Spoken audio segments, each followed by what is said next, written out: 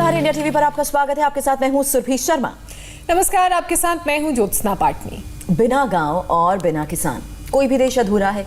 देश के अन्नदाता दिन रात मेहनत करके फसल उगाते हैं, सबका पेट भरते हैं। और कोरोना काल में जब सब कुछ रुक गया था तब भी किसानों ने अन्न उगाना बंद नहीं किया, लेकिन ज्यादा अन्न उगाने की चाहत में ही अब बहुत ज्यादा फर्टिलाइजर और पेस्टिसाइड का इस्तेमाल भी होने लगा है। अन्न जहरीला हो रहा है, नतीजा कैंसर तेजी से बढ़ रहा है। और ताजा रिसर्च के मुताबिक साल 2025 तक कैंसर के मामले 12% तक बढ़ जाएंगे। और इस वक्त देश में करीब 14 लाख कैंसर पेशेंट्स हैं, जो बढ़कर करीब 16 लाख हो जाएंगे। डर इस बात का है कि तमाम मेडिकल फैसिलिटीज के बावजूद भी भारत में कैंसर मौत की सबसे बड़ी वजह बनता जा रहा है। और सुरभि, यही कारण है कि भारत में ऑर्गेनिक खेती जो है वो अब जोर पकड़ने लगी है।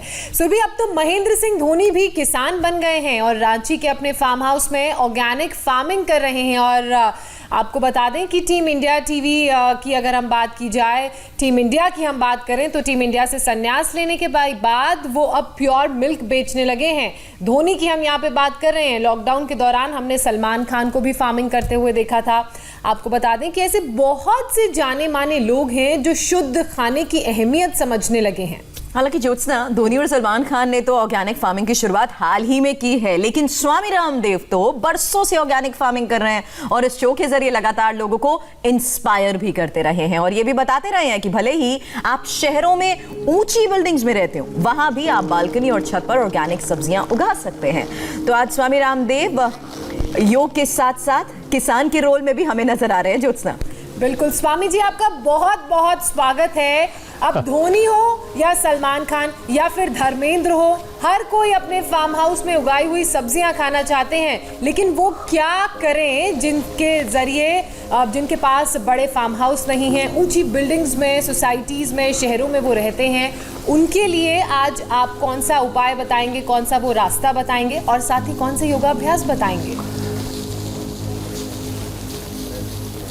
देखो, ये जो मूली है, सलगम है, अब जैसे ये तो गेहूं का जवारा है, देखो ये ऐसे, ये जो अपने छत के ऊपर ही नीचे प्लास्टिक बिछा दें, उस पर मिट्टी की 2 से 3 इंच की लेयर मिट्टी के लगा दें, पूरी छत के ऊपर प्लास्टिक बिछा दी, उसके ऊपर जो है ये मिट्टी के लेयर लगा के इसमें अभी हम ऑर्गेनिक खाद भी बताएंगे वो डाल दिया।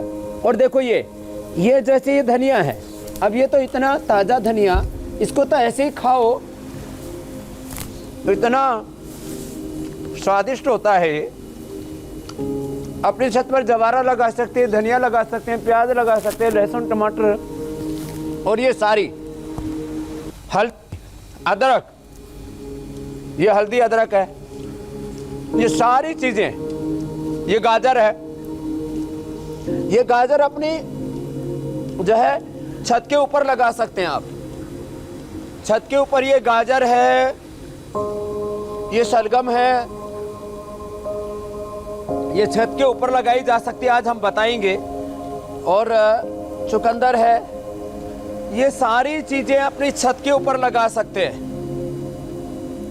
ये जी, बहुत ही फ्रेश सब्जियां हम सीधे फार्म हाउस से देख रहे हैं आपके, मतलब खेतों में किस तरीके से सब्जियां लगाई जाती हैं। अब लोग ऐसे अपने घरों में, छतों पे और बालकनीज में, सुरभि मेरे ख्याल से गमलों में लगा सकते हैं। अब क्यों ना स्वामी जी शो की शुरुआत की जाए, वो 10 योगाभ्यास भी बताइए जिससे इम्यूनिटी बहुत बेहतर हो। हाँ, ये बताएं। और घर में गाय भी पालनी चाहिए, लोग कुत्ते पालते हैं, मेरा कुत्तों से कोई बैर नहीं है, कुत्ते भी पालें, अच्छी बात है। लेकिन देखो, और घर में बोर्ड क्या लगा रहता है, कुत्तों से सावधान। नहीं स्वामी जी, ज्योत्सना बहुत एनिमल लवर है और उसका ये प्रेम हम बहुत सालों से देखते आ रहे हैं। लेकिन ये जो आज आपने बात कही है ना कि घर में गाय भी पाले, क्या वो सोसाइटीज में परमिट कर पाते हैं नहीं, ये तो पता नहीं। लेकिन जो आप जमीन से जुड़ने की आज बात करने वाले हैं ना, कि हम अपनी सोसाइटीज, अपनी बालकनी में ही सब्जियों को भी अपने साथ जोड़ सकते हैं, वहीं पर उगा सकते हैं, तो उसकी अब हम शो के जरिए शुरुआत कर रहे हैं। तो इसलिए योगाभ्यास के साथ साथ आप ये भी बता दीजिए कि चाहे कैंसर हो या कोई और बीमारी, कोई भी बीमारी नहीं फटकेगी अगर हम ऑर्गेनिक फार्मिंग पर भी थोड़ा ध्यान देंगे तो। हाँ, ये आज हम पूरा बताने वाले हैं और योग भी साथ साथ कराने वाले हैं, तो सारा साथ साथ चलेगा कार्यक्रम। चलो खड़े हो जाओ सब। ये खाद जो मैं बता रहा था, देखो हमने ये गोबर के खाद को ही केचुए वाला खाद इसको बोलते हैं अक्सर, ये हमने तैयार कर दिया। और सारे अनाज वो हम तैयार करते हैं यहाँ पर, सारी साग सब्जियाँ सब ऑर्गेनिक है यहाँ। तो एक तो सुबह, चलो ये सब कैंसर पेशेंट हैं हमारे, इनमें काफ़ी अच्छे हो गए हैं, लेकिन काफ़ी अभी इस कैंसर की जंग को यहाँ पर लड़ रहे हैं। लंबे लंबे श्वासों के साथ ये कार्यक्रम चल रहा है। और आजकल तो छोटे बच्चों को भी कैंसर हो गया है। अभी हमारा सरदार, क्या नाम बेटा? सतनाम सिंह। अब इसको छोटी उम्र में ही कोई नहीं कैंसर की प्रॉब्लम हुई, लेकिन अब ये उस जंग को जीत जाएगा, लड़ रहा है, योद्धा है। तो ये योगिक जॉगिंग कर लिया करें सुबह सुबह खुली हवाओं में ऐसे, और योगिक जॉगिंग के साथ जिससे जितना बन पाए, अब इतना ही बन पाएगा बड़ी उम्र में तो, हाँ? इतना कर लें ऐसे ऐसे ऐसे, इतना ही करें। अब इसमें पूरे बैठ करके फिर उठना ये बड़ा मुश्किल काम है ना माता जी। इतना तो सभी कर लेंगे, ऐसे ऐसे, फिर ये ऐसे। तुमको किसी का, अच्छा तुमको तो ब्रेस्ट कैंसर हो रखा है माता जी को, हाँ। और तुमको किसी का बच्चेदानी का कैंसर हो गया। ऐसे इतनी ठाड़ी है, कहाँ से है? अमरावती, महाराष्ट्र से, अमरावती से आई है। बच्चेदानी का कैंसर हो गया इसको। तेरे को छाती में इधर निकाल दिया, गले में? नहीं ना ये तो उसको ब्रेस्ट ही निकाल दिया, हाँ? देना उसको। कब निकाला? 4 साल हो गए। 4 साल पहले निकाल दिया? हाँ, मैंने ही निकाल दिया। एक गठान थी अंदर, तो वो मैंने बोला टाटा बॉम्बे में हॉस्पिटल में बोला पूरा ही निकाल दो, तो पूरा ही निकाल दिया। ब्रेस्ट निकाल दिया? हाँ। और इसको गले में? हाँ, नहीं गले में नहीं है। इसको देना। और छाती, दूसरी छाती में गठान है। दूसरी में हो गई, एक से निकाली, दूसरे में हो गई, और ये यहाँ पर तो अभी निकाली नहीं है? नहीं, कुछ नहीं किया, खाली दिखाया रिपोर्ट। खाली दिखाया है खाली। अब इसका पूरा ठीक कर देंगे हम। क्या नाम है तुम्हारा? तुलसी देवी। तुलसी, तेरे को तुलसी खिलाएंगे। तुलसी को आसाम से आए। असम से आए। तुलसी को तुलसी खिला के, तुलसी है, पूरा जूस तैयार, देख तेरे पीछे पूरा सामान तैयार है, लास्ट में बताएंगे। कुछ नहीं खाया, कुछ नहीं। आज 6 महीना हुआ दिखाया, कुछ नहीं लिया बाहर का दवाई। अच्छा, बाहर का दवाई नहीं लिया? ये योग कर रही है। और इसका पेट का तेरे को कब हुआ? इसको दो, ठाड़ी वाली बहन को, अमरावती वाली को। 18 में हुआ था डॉक्टर। 2018 स्वामी जी, हमारे साथ साथ ना जितने लोग आपके साथ वहाँ जुड़े होते हैं, वो भी अब इस बात को लेकर थोड़े एक्साइटेड होते हैं कि आखिर में आज क्या अच्छा मिलेगा, चाहे वो जूस हो या मिठाई हो या गाजर का हलवा। अब भी आज हलवा नहीं मिलेगा, कोई लड्डू जलेबी नहीं मिलेंगी। आज मिलेगा कड़वा कड़वा, लेकिन अमृत में है वो जूस, वो मिलेगा। एक के बाद दूसरी जगह इसका यूट्रस निकाल दिया, फिर दूसरी जगह आ गया, उसका एक छाती निकाला, फिर दूसरी छाती में आ गया। ऐसे ये बढ़ता रहता है। तो सुबह सुबह लंबे लंबे श्वास ऐसे लेकर के ये कर लिया करो, हाँ? ये योगिक जॉगिंग जितना जिससे बन पाए। अब देखो, ये तो हमारी ज़्यादा उम्र वाली माताएं भी अच्छे से कर रही हैं। ये भी कर लो माता, थोड़ा थोड़ा, हाँ? साड़ी में ही हो जाएगा। तो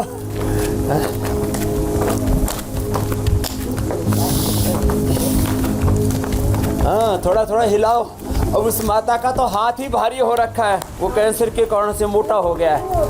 हाँ, दोनों को हाथ भारी हो रखा है, सीधी नहीं होती। तुमको किस जगह कैंसर हुआ था?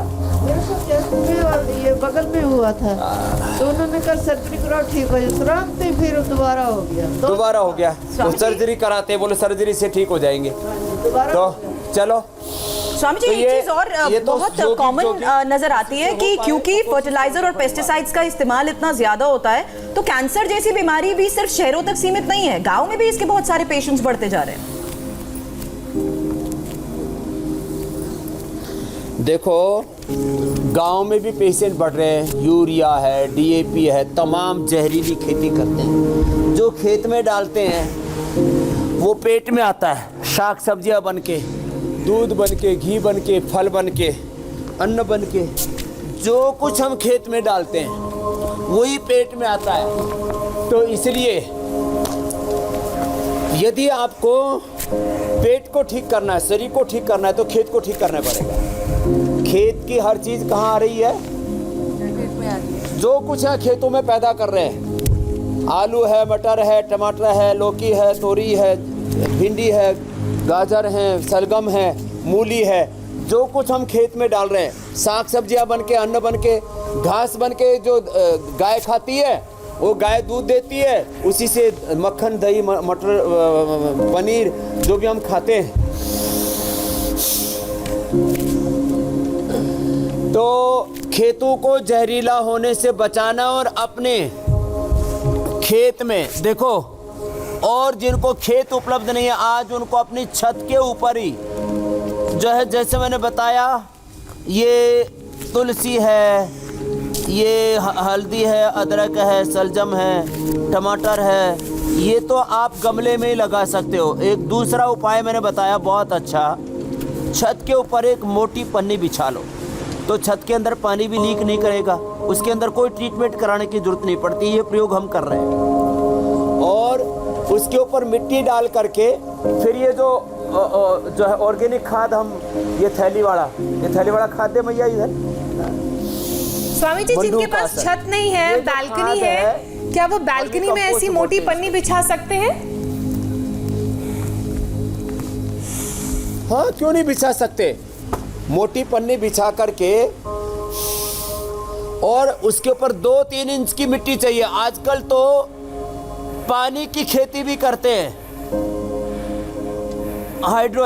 एग्रीकल्चर, हाइड्रोलिक एग्रीकल्चर क्या बोलते हैं उसको, तो पानी में ही खेती कर लेते हैं, पानी में मिनरल्स डाल देते हैं और उसी में खेती कर लेते हैं। तो मिट्टी तो 2-3 इंच की बहुत है, 2-3 इंच की मिट्टी, उसमें थोड़ा खाद डाल दिया और उसमें अलग अलग प्रकार के, ये जैसे पालक है, धनिया है, मेथी है, जवारा है, ये तो सब बो सकते हैं। अब मूली के लिए गमला चाहिए, जी जी, करीब 1-1.5 फीट का गमला, क्योंकि इसको नीचे जड़ चाहिए ना उगने के लिए, रूट चाहिए। स्वामी जी तो लेकिन कुछ चीजें तो खेती ऐसी हो जाएगी। बिल्कुल स्वामी जी, थोड़ी देर में इस बारे में भी आपसे बाकी मैं ये जो- सारी जो- जिनमें जानकारी जड़ जरूर ज्यादा लूंगी, बैठती लेकिन है। एक सवाल अहम है, जो लोग ज्यादा सैलेड का सेवन करते हैं, जैसे आपने मूली की बात करी या बंद गोभी, पत्ता गोभी का भी जिक्र करें, तो ये भी देखा गया है कि कुछ पेशेंट्स ऐसे आते हैं जिनके ब्रेन पर इसका असर होता है। कभी हमने ये भी पहले नहीं सुना था कि दिमाग में भी कीड़े हो सकते हैं, लेकिन ब्रेन पर केमिकल और पेस्टिसाइड्स वाले अन्न का भी क्या असर हो सकता है, और अगर होता है तो उन्हें क्या करना चाहिए? अब देखो, बंदूक आसन, शस्कासन, जो जितना कर सके वो उतना तो करना ही है। योग मुद्रासन कराएंगे और उष्ट्रासन भी कराएंगे, सारे आसन कराते कराते आसान आसान आसन करने। और जो आपने प्रश्न पूछा उसका उत्तर देता हूँ। कुछ कहते हैं कि दिमाग में कीड़े हो जाते हैं, सब्जियों में कीड़े होते हैं, तो सलाद के अंदर, फूल गोभी के अंदर कुछ वर्म्स होते हैं, तो कोई भी सलाद गर्म पानी में धो करके खानी चाहिए, पहली बात। दूसरी बात, मैं जब से जन्म लिया है तब से खेत में, जैसे आज धनिया खा रहा था, ऐसे ही हमने चने का साग खाया हुआ है, पालक खाया हुआ है, बचपन से ही ये साग सब्जियां खाई है, हमारे दिमाग में तो कीड़े नहीं हुए। तो पहली बात तो यह है कि हमारी इम्यूनिटी इतनी अच्छी रहनी चाहिए कि कोई छोटा बहुत मोटा वर्म, गोल गोल कीड़े बोलते हैं, गोल कीड़े बोलते हैं उसको, वो गोल कीड़े यदि चले भी गए तो आपके पेट में मर जाएंगे। दूसरी बात, ये तो सुअर आदि और दूसरे मांस आदि खाने से भी होते हैं। तीसरी बात इसमें खास ये बताता हूँ, जब जो है वक्रासन, जब हम सीधा ये सलाद आदि खाते हैं और लोग इन पर दवाइयाँ छिड़कते हैं ना, तो वो सीधा पेट में चला जाता है। पालक है, मेथी है या व्हीट ग्रास है, और खास करके फूल गोभी है, जिनको आप अब जैसे फूल गोभी को आप क्या धोएंगे, फूल गोभी में तो जो छिड़क दिया वो उसके अंदर ही रहेगा, उसको कितना ही धो लो उसका असर तो अंदर चला ही जाएगा। तो ऐसे जो बहुत ज़्यादा ये जो छिड़काव है, और अब ये साइंटिफिकली भी प्रूव हो गया है कि फर्टिलाइजर से ज़्यादा इंसेक्टिसाइड्स, पेस्टिसाइड्स जो ऊपर से छिड़काव करते असर करता है। हमारे एक बहुत जो है गंभीर और चेतावनीपूर्ण बात बताना चाहता हूँ। हमारे सीकर के MP हैं स्वामी सुमेधानंद जी, हमारे पुराने मित्र हैं। वो एक दिन मुंबई गए, उन्होंने किसी के यहाँ भिंडी खा ली, पूरा परिवार हॉस्पिटल में, और उस दिन के बाद हमारे उस स्वामी जी को डायबिटीज़ हो गई। अब बताओ, भिंडी खाने से, अब भिंडी को क्या धोएंगे आप, भिंडी के ऊपर जो छिड़का पेस्टिसाइड, कई बार क्या होता है छिड़कने के 5-7 दिन बाद बाजार में लेके आते हैं, तब तक उसका असर कम हो जाता है। कई बार कली छिड़का भिंडी के ऊपर, पालक के ऊपर, मेथी के ऊपर, बथुए के ऊपर, और अगले दिन बाजार में ले आए। वो स्वामी जी ने खाई, पेनक्रियाज के ऊपर असर कर दिया, पेनक्रियाज के बीटा सेल्स डिजनरेट हो गए, और भिंडी खाने से क्या हो गया, डायबिटीज़ हो गई। अब वो बॉर्डर लाइन पर डायबिटीज़ पर है, योगी हैं इसलिए कंट्रोल कर लिया उन्होंने। तो मुझे बोला स्वामी जी मैं तो भिंडी खा करके फंस गया। मैंने कहा क्या हुआ, बोले भिंडी खाने से डायबिटीज़ हो गई।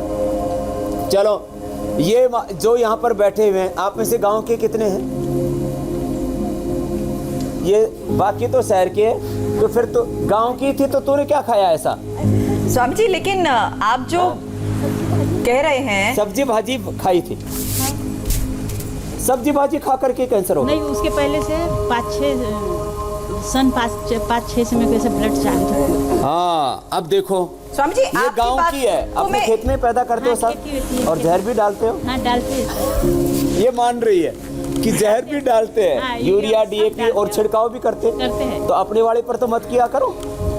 अब देखो, स्वामी जी, अपने आप आप एक खाते चीज उस मेरे को पर भी जरूर डाल जाननी देते है, हो, दूसरों और को ये खिलाते यहाँ- उस पर भी डाल देते हैं। ये सबके जहन में सवाल है कि अगर आप उन आम सब्जियों की बात कर रहे हैं जिनका हम रोजाना इस्तेमाल करते हैं, एक तो पहली बात हम वो फर्क नहीं समझ पाते कि ये केमिकल फ्री सब्जी है या नहीं है। दूसरा, ऐसा क्या उपाय किया जा सकता है? अभी आपने बताया कि उसको धो लिया जाए, लेकिन कैसे उसको इस्तेमाल में लाने से पहले क्या किया जा सकता है? क्या इसको लेकर भी कुछ उपाय है?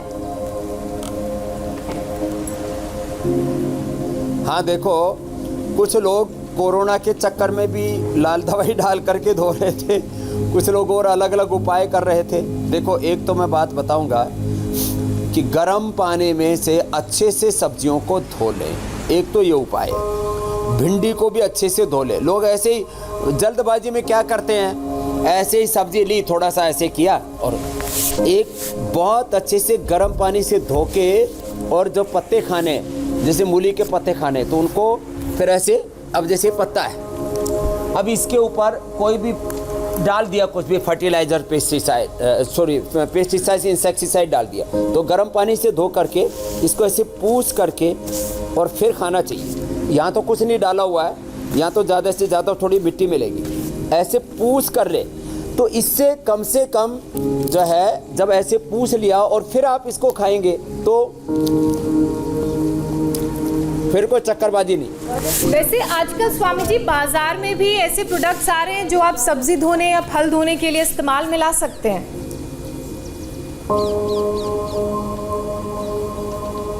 हाँ, वो बाजार में भी ऐसे वेजिटेबल्स को वॉश करने के लिए प्रोडक्ट निकाले हैं कुछ लोगों ने, उसकी प्रामाणिकता भी उल्टे लेट जाओ, जांचने परखने की ज़रूरत है। पता लगा ये कोरोना के चक्कर में निकले सब्जी वाश करने वाले, पता लगा कैंसर के चक्कर में सब्जी वाश की, और इसमें भी कुछ लाजमी, कुछ तो ऐसी चीज़ें होती हैं, बोलते हैं कि वो सब एडिबल हैं, उनको पी भी सकते हैं, ऐसा बोलते हैं, क्लेम करते हैं, लेकिन अभी इसके ऊपर सोचने की ज़रूरत है कि और जो हम सब्जियों को प्रिजर्वेटिव्स भी वाश स्वामी करने जी, में वो केमिकल फ्रेश यूज लगे कर रहे हैं। उसके लिए भी प्रिजर्वेटिव्स उसमें इस्तेमाल किए जाते हैं ताकि ज्यादा दिन तक उसका इस्तेमाल हो सके। वो तो और मामला गड़बड़ है। अब जैसे सेव के ऊपर वैक्स लगा देते हैं, अलग अलग चीज़ों पर, चलो भुजंगासन करो, कुछ ऐसी चीज़ें करते हैं उनकी स्टेबिलिटी के लिए, वो खराब ना हो, लंबे लंबे श्वास।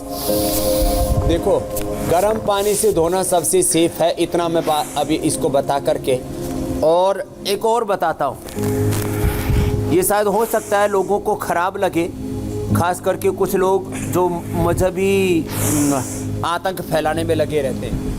गोमूत्र अर्क में, गोधन अर्क में धो लो, वो एकदम पवित्र है, कोई केमिकल नहीं है, लेकिन उसके अंदर ऐसे एसिड्स होते हैं जो जर्म्स को मार देते हैं।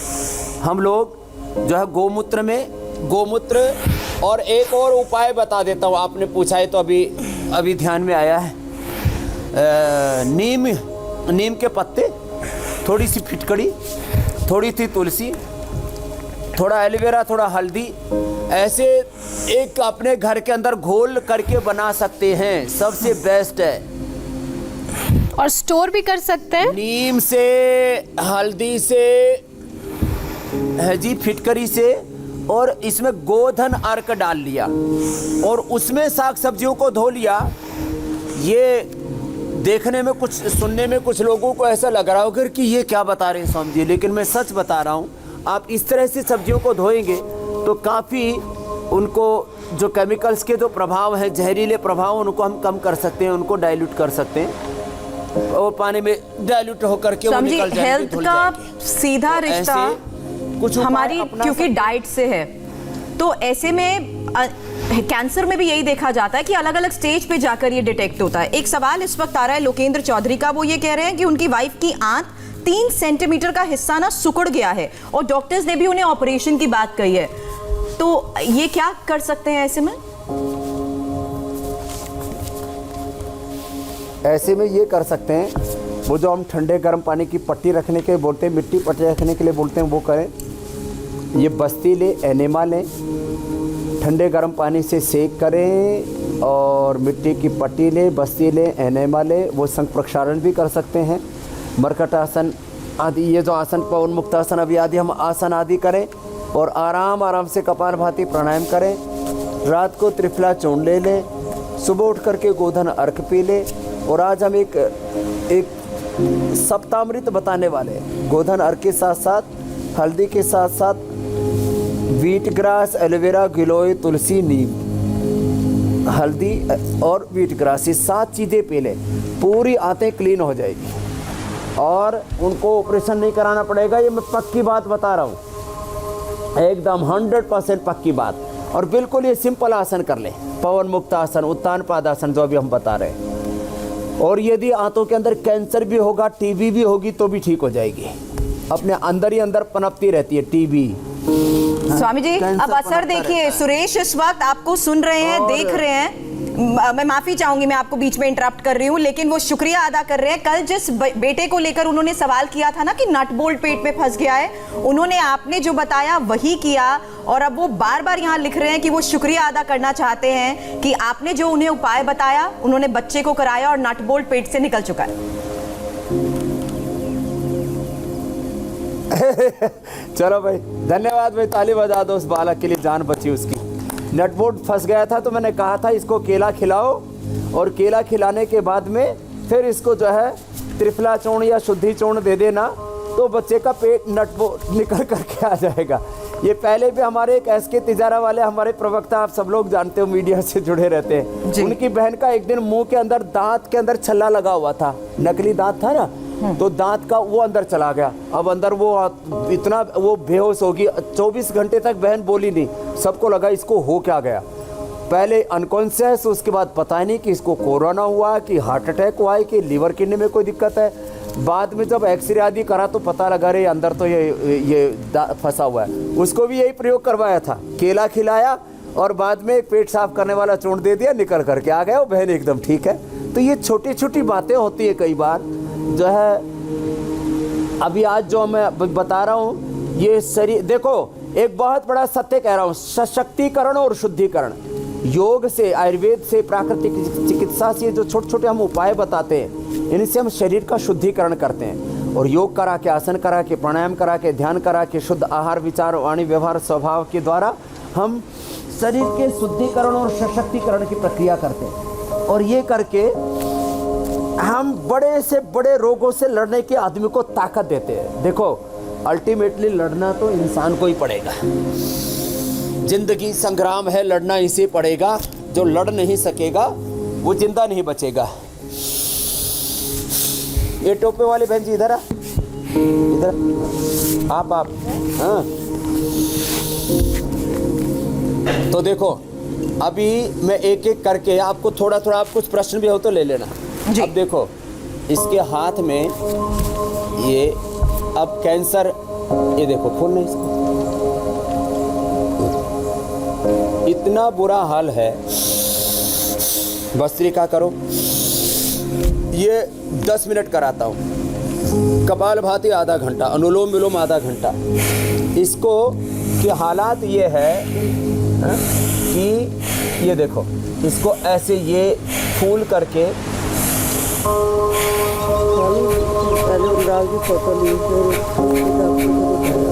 ये देखो, ये हाल ऐसे हो गया इसका। अब ये इस तरह से अंदर तो होता ही है, ये बाहर निकल आया कैंसर। ये है क्या?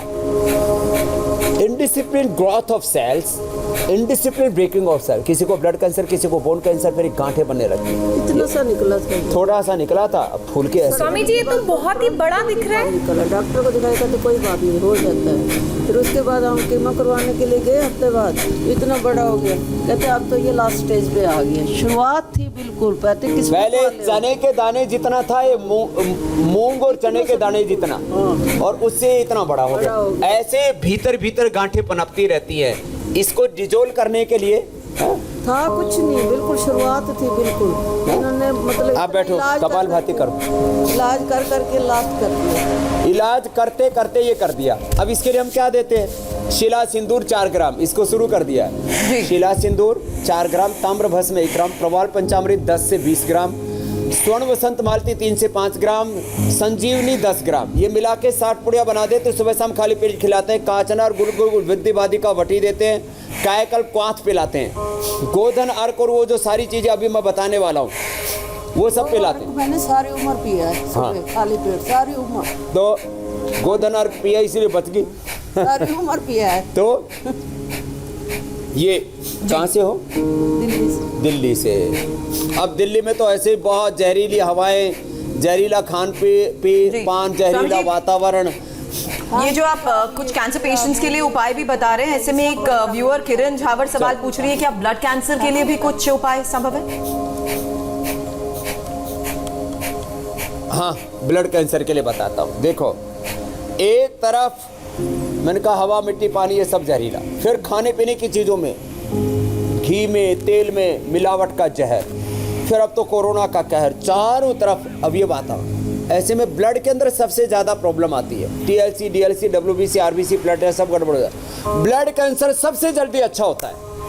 और ब्लड कैंसर को कंट्रोल ना करो तो मल्टीपल माइलोमा बदल जाता है फिर, क्योंकि खून का तो सब चीज़ों पर असर होता है। सारे ऑर्गन्स के अंदर खून जाता है, तो फिर लीवर, किडनी, हार्ट, पूरे उसमें बोन्स में, ब्रेन में, सब जगह, स्किन में कैंसर हो सकता है। तो इसमें तो जो आज हम अभी अंत में बताने वाले, ये जो मैंने अभी बताया था, ये तो गांठ के लिए बताया था।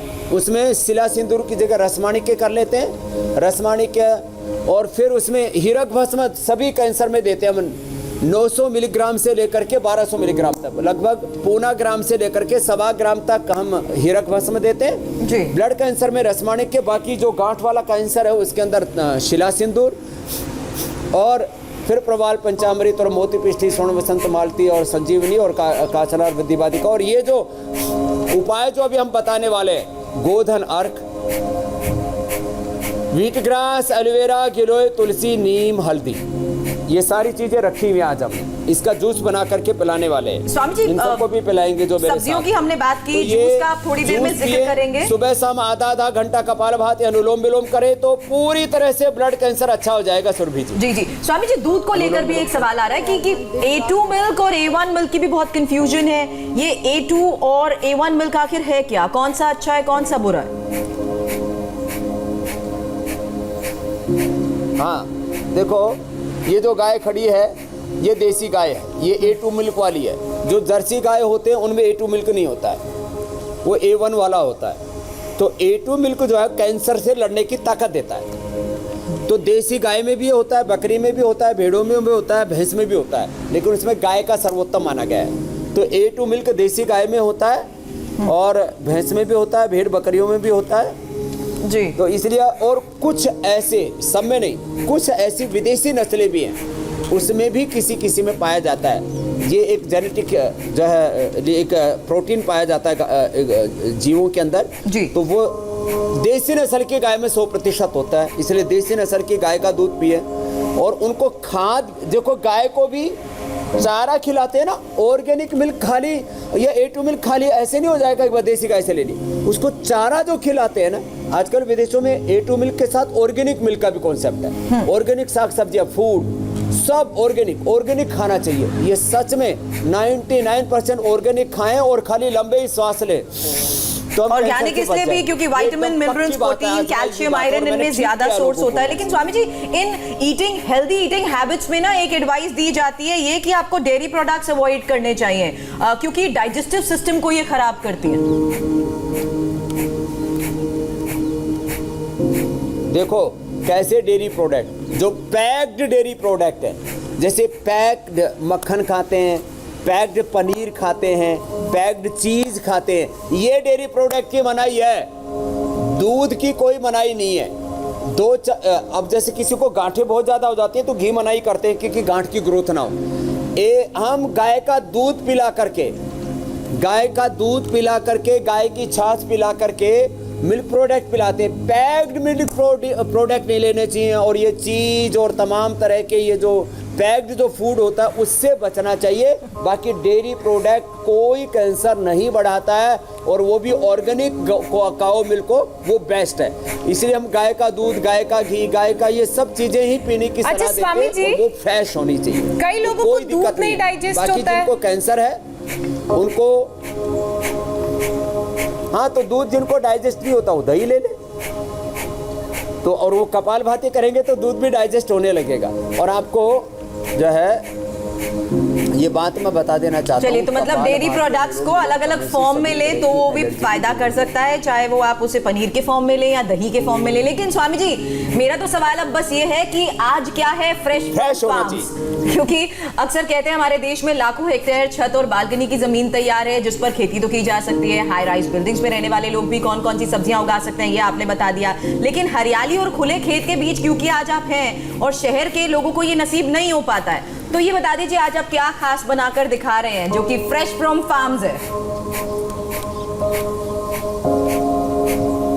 तो एक तो अनुलोम विलोम, इसके बाद भ्रामरी उद्गीत आप कर लेना ना, ज्योत्सना जी आप भी कर लो। ओम, ये तो सब करना है। कैंसर की खुराक है फर्टिलाइजर्स, पेस्टिसाइड्स, ये जितने भी जहर हैं ये सब, ये कैंसर की खुराक है ये। और कैंसर मिटेगा कैसे? कैंसर मिटेगा ऑर्गेनिक खाने से। ऑर्गेनिक खाद ये सब हमने बना रखे हैं, पेस्टिसाइड्स, ये कीट रक्षक उनको हम बोल सकते हैं। अब ये देखो, ये हमने सब ऑर्गेनिक पैदा किया है। ये मकई है, ये लाल, ये लोबिया है, ये सारी जो है गेहूं से लेकर के, और ये बीज भी लौकी के, तोरई के, ये सब, ये हम जो भी गेहूं भी सब ऐसे पैदा करते हैं। तो जो है सारा ये सब राजमा से लेकर के और हम गन्ना तक, ये सब हम ऑर्गेनिक पैदा करते हैं। अब आपको खास जो मैं बताने जा रहा हूं अभी, वो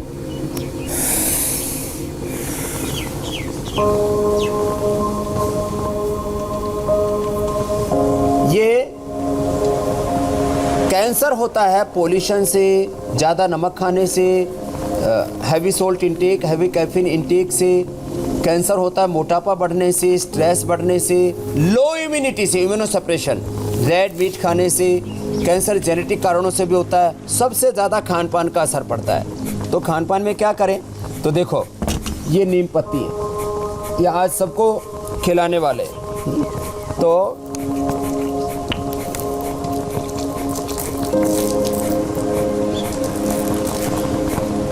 ये नीम के पत्ते डाल दिए, इसके अंदर ये व्हीट ग्रास डाल दिया, इसके अंदर ये एलोवेरा डाल दिया। एलोवेरा के ऐसे ये पल्प निकाल लेते हैं। एलोवेरा का पल्प निकालने का तरीका मैंने कई बार बता रखा है। दोनों तरफ से ऐसे काट दें इसको, और काट करके और फिर जो है इसको इस तरह से बीच में से ऐसे काट दिया, और ऐसे कट करके और इसको फिर ऐसे यूँ किया, और इसको ऐसे किया और ऐसे निकाल दिया, ऐसे निकल जाता है। तो ये एलोवेरा। तो व्हीट ग्रास, एलोवेरा, नीम, फिर ये गिलोय, ये गिलोय, ताज़ी गिलोय, और फिर इसके अंदर डाल दिया ये तुलसी। ये तुलसी है, बहुत माताएं हैं ना यहाँ जिनको कैंसर हो रखा है, उन सबको पिलाऊंगा। और फिर ये एक गांठ ऐसे ये हल्दी की डाल दी, एक गांठ हल्दी की। ये सब ऑर्गेनिक हल्दी है। अब ये सारी चीज़ें हम यहाँ योग ग्राम में खुद पैदा करते हैं, ऐसे फ्रेश। और जो गांव में जा कर के रह जाए, और जिनको गांव ना मिलता हो तो योग ग्राम में आ जाए। और फिर देखो इसी के अंदर ही, अब जैसे ये गोधन अर्क है, ये 7 चीज़ें होगी, सप्तामृत हो गया है। व्हीट ग्रास, एलोवेरा, गिलोय, तुलसी, नीम, हल्दी, और ये गोधन अर्क डाल दिया ऊपर से। अब इसका अब चला करके हम बना देते हैं जूस, ये पिलाते हैं। और ऐसे तो खाली पेट ऐसे भी पी सकते हैं। स्वामी जी, ये सिर्फ कैंसर पेशेंट्स नहीं, मुझे लगता है रोजाना अगर दिनचर्या की शुरुआत की जाए और इसका इस्तेमाल हो तो बहुत फायदा करेगा। और ये मैं भी कह सकती हूँ, व्हीट ग्रास, आंवला, एलोवेरा के बिना तो मेरे दिन की भी शुरुआत नहीं होती।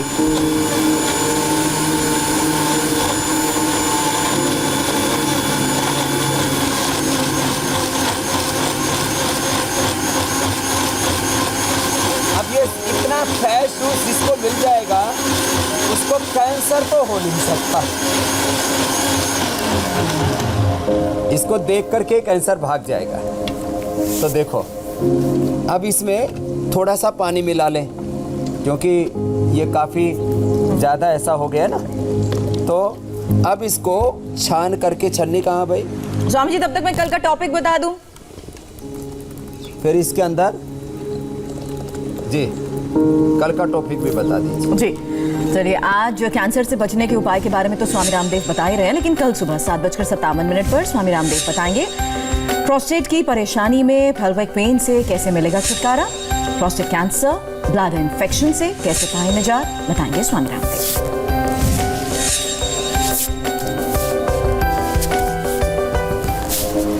ये भी स्वामी जी एक बहुत कॉमन समस्या हो चुकी है, ऐसे में इसके उपाय जानने के लिए भी दर्शकों के काफी सवाल आते हैं। जूस भी तैयार हो गया है साथ में। अब देखो, ये थोड़ा थोड़ा करके पिलाना है, ये गिलास भर भर के नहीं पीना। तो ये एकदम फ्रेश है ये। हाँ, इधर आओ भैया, थोड़ा थोड़ा सब पियो, जिन जिनको कैंसर है, ये अमृत है तुम्हारे लिए। ऐसा ये जूस पिलाते हैं, ऑर्गेनिक ही इनको खाना खिलाते हैं। और ये तो बड़ी उम्र वाली माता जी हैं, इनको भी हो गया है, और इसको बेचारे को टेस्टिकल में हो गया। ये तो बहुत ही परेशान है। टेस्टिकल में होने के बाद जी स्वामी जी जूस तो तैयार हो गया है। हमने आपके फार्म हाउस में देखा किस तरीके से आपने फ्रेश सब्जियां उगाई हैं, लेकिन जो लोग सोसाइटीज में रहते हैं या फिर जिनके पास इतने बड़े खेत नहीं है, वो अपने घर की छतों और सोसाइटीज की बालकनीज में क्या क्या उगा सकते हैं? देखो, अब वही बता रहे बेटा। तो वापस मैं बता रहा हूँ, देखो ये जो इतना बड़ा खेत है, इतना बड़ा खेत तो सबको सुलभ नहीं होगा। यहाँ तो चारों तरफ खेत ही खेत है, करीब 2-3 किलोमीटर तक ये जो है हमने ऑर्गेनिक खेती की, और हमको देख करके दूसरे लोग भी प्रेरणा लेकर के ऑर्गेनिक खेती शुरू कर चुके हैं। अपने घरों में गमले के अंदर ही ये एलोवेरा लगा सकते हैं। देखो ये एलोवेरा हमने लगाया हुआ है। अपने घरों में ही ये तुलसी लगा सकते हैं जी। अपने घरों में ऐसे हल्दी लगा सकते हैं, जैसे हमने हल्दी लगाई हुई है। अपने घर में गमले के अंदर ही देखो ये नीम लगा सकते हैं, जो हम कैंसर के लिए दे रहे थे। ये जो व्हीट ग्रास है, जो मैं नीचे जमीन पर बता रहा था, वो गमलों में लगा सकते हैं। ये टमाटर है, ये गमलों में लगा सकते हैं। ये गमलों से लेकर के किसी के घर के आंगन में थोड़ी जगह है, वहाँ पपीता लगा सकते हैं। स्वामी जी, उसके साथ ही देखो ये गिलोय लगा सकते हैं। सबसे महत्वपूर्ण बात जो आज समझी, क्योंकि अपने घरों में गमलों में ऑर्गेनिक लगा है, करके केमिकल फ्री है, ज्यादा एंटीऑक्सीडेंट्स उसमें होते हैं, जाहिर सी बात है पेस्टिसाइड्स नहीं होगा तो खाएंगे तो हमारे को ये बीमारियों से भी बचाएंगे, सेहत के लिए भी अच्छा होगा। आज के लिए बहुत बहुत शुक्रिया स्वामी जी आपका। स्वामी जी प्रणाम। बहुत बहुत शुक्रिया। और ऐसे यदि हो सके तो एक बार जरूर कम से कम साल में कहीं गांव में, कहीं जंगल में जाकर के रहे। तो हम टूरिज्म के लिए विदेशों में जाते हैं, कोई स्विट्जरलैंड जा रहा है, कोई यूरोप जा रहा है, कोई बैंकॉक जा रहा है, कोई हांगकांग जा रहा है, कोई ऑस्ट्रेलिया जा रहा है। तो एक बार साल में शहर वाले गांव की तरफ जाएं, विलेज टूरिज्म, ऑर्गेनिक टूरिज्म के लिए जाएं। उसके लिए एक नई संस्कृति भारत में पैदा होगी, तो रोजगार के भी नए अवसर होंगे और लोग निरोग भी रहेंगे। ये आज का मेरा संदेश है। शुक्रिया स्वामी जी, प्रणाम।